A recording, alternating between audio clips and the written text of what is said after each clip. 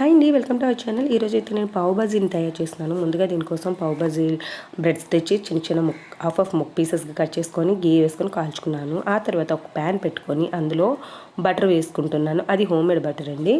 అందులో కొంచెం ఆయిల్ కూడా వేసేసుకొని మరినాక ఆనియన్స్, అలాగే గ్రీన్ చిల్లీ, క్యారెట్, క్యాప్సికమ్ వేసుకొని బాగా కలుపుకోవాలి. అందులోకి ఉప్పు, పసుపు, కారం వేసేసుకొని దగ్గరగా మగ్గనివ్వాలి.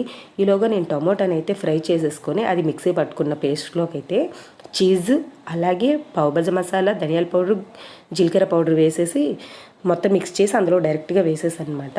అది దగ్గరగా కొంచెం నీళ్ళు వేసాను, బాగా థిక్ అయిపోయింది. అందుకని పైన కొత్తిమీరతో గార్నిష్ చేసుకున్నాను.